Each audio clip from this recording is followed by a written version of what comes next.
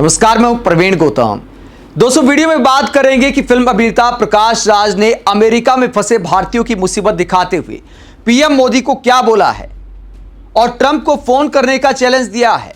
प्रकाश राज ने क्या कहा, उससे पहले बात करते हैं किस तरह सोशल मीडिया पर मजाक बनाया जा रहा है, किस तरह वीडियो दिखाए जा रहे हैं उन लोगों के जो पीएम मोदी का रोते हुए स्वागत कर रहे थे। भावुक हो जाते हैं पीएम मोदी जब विदेश जाते हैं तो बहुत सारे लोग भावुक हो जाते हैं। इसी तरह के अनेकों वीडियो भरे पड़े हैं सोशल मीडिया पर और आज लोगों के आंसू दिखाते हुए उनसे कहा जा रहा है कि अब वतन आने का समय वापस आ गया है।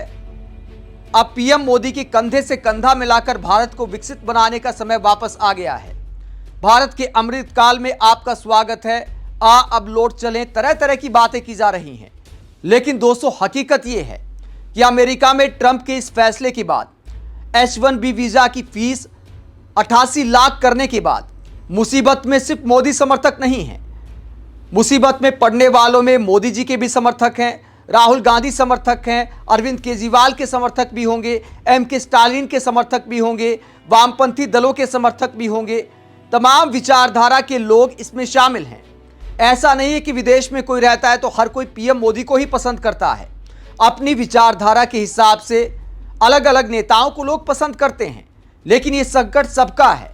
उत्तर भारत हो, दक्षिण भारत हो, चाहे पश्चिम भारत हो, भारत का कोई भी कोना क्यों न हो, अमेरिका के इस फैसले के बाद, ट्रंप के इस फैसले के बाद लोग मुसीबत में हैं।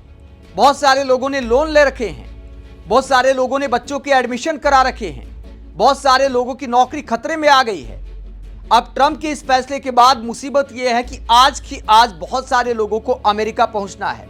कई लोग शादी अटेंड करने आए होंगे, कई लोग अपने परिवारजनों से मिलने आए होंगे, किसी के घर में कोई बीमार होगा तो उससे मिलने आया होगा। तो बहुत सारे काम से लोग भारत भी आए हैं। अब तमाम कंपनियों ने आदेश दे दिए हैं कि तुरंत की तुरंत वापस अमेरिका आएं, वरना नौकरी खतरे में पड़ जाएगी। नहीं पड़ेगी तो कंपनी को 88 लाख भरने पड़ेंगे। अब कितनी कंपनियां कर्मचारी के हित में 88 लाख भरेंगी? कम से कम एक साल का पैसा बचाने की तो सोच रही हैं तमाम कंपनियां। जिन लोगों ने पहले ही H-1B वीजा ले लिया है, कम से कम इस साल का पैसा तो बचेगा। इसीलिए आज की आज वापस भारत से बुलाया जा रहा है, दुनिया के तमाम देशों से बुलाया जा रहा है। चूंकि 70% भारतीय हैं H-1B वीजा वाले, तो भारत के लिए सबसे बड़ा संकट है। संकट की गंभीरता को मोदी जी के उन समर्थकों को भी समझना चाहिए जो बेकार के लॉजिक दे रहे हैं कि देखिए भारत का टैलेंट अब भारत के काम आएगा। भैया, लाखों परिवार संकट में है। देश की सरकार को इस वक्त अपनी पावर दिखाने की जरूरत है, 56 इंच का सीना दिखाने की जरूरत है, ट्रंप को जवाब देने की जरूरत है, ट्रंप को फोन मिलाने की जरूरत है। देश के बिजनेसमैन किस तरह मोदी सरकार को समझा रहे हैं, कर्मचारियों का दर्द बता रहे हैं। बिजनेसमैन नैनी अनुराग रेड्डी मोदी सरकार को कहते हैं, विदेश मंत्री को टैग करते हैं और विदेश मंत्रालय को टैग करते हैं। कई बार सरकार से सवाल करने वाले बिजनेसमैन हैं।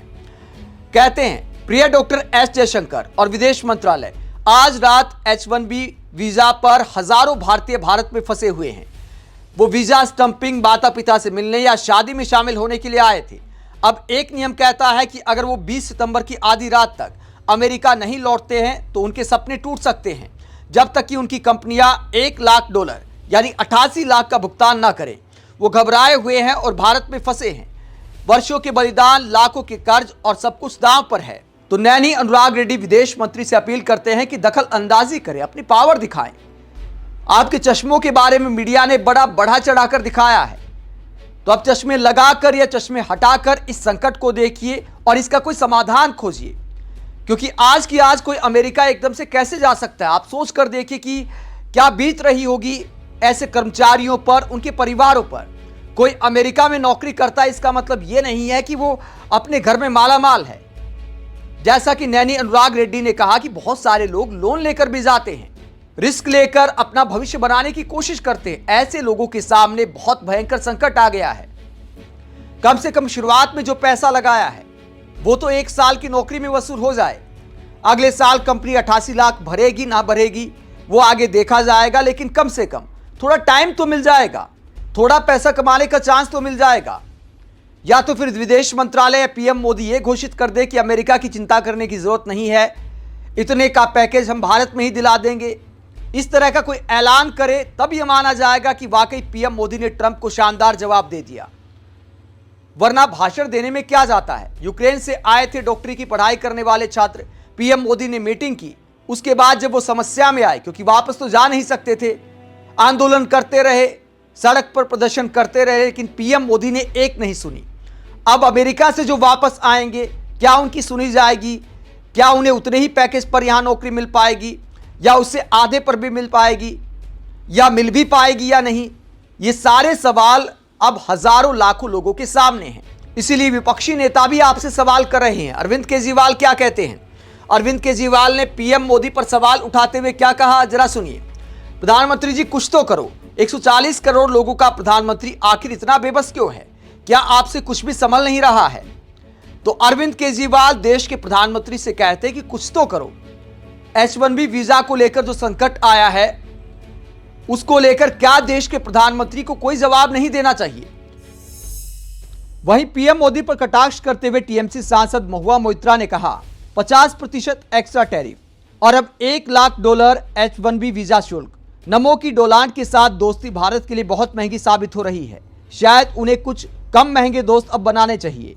आप सोच कर देखिए, ट्रंप को जब कनाडा से जवाब मिल सकता है, ब्राजील से जवाब मिल सकता है, तो भारत के प्रधानमंत्री क्या दो टूक नहीं बोल सकते? दक्षिण अफ्रीका के राष्ट्रपति ने भी बोल दिया था। तो क्या भारत के प्रधानमंत्री ट्रंप को उन्हीं के अंदाज में जवाब नहीं दे सकते? ये सवाल विपक्षी नेता उठा रहे हैं। वही फिल्म अभिनेता प्रकाश राज इस पूरे मुद्दे को लेकर क्या कहते हैं? प्रकाश राज ने पीएम मोदी पर कटाक्ष करते हुए कहा कि डियर सुप्रीम लीडर, वो भारतीय हैं जो आज असुरक्षित खड़े हैं। क्या आप हस्तक्षेप करेंगे और अपने दोस्त से बात करेंगे? याद रखें, आपने अब की बार ट्रंप सरकार के लिए प्रचार किया था और हमारे भारतीयों को उन्हें वोट देने के लिए कहा था। तो प्रकाश राज पीएम मोदी को याद दिला रहे हैं कि अपने दोस्त के लिए प्रचार भी किया था, भारतीयों का वोट भी मांगा था। आज आपके दोस्त की वजह से अगर भारतीयों पर संकट है तो आपको फोन करना चाहिए, बात करनी चाहिए, दखल अंदाजी करनी चाहिए। आप इस पूरे मुद्दे पर क्या सोचते हैं?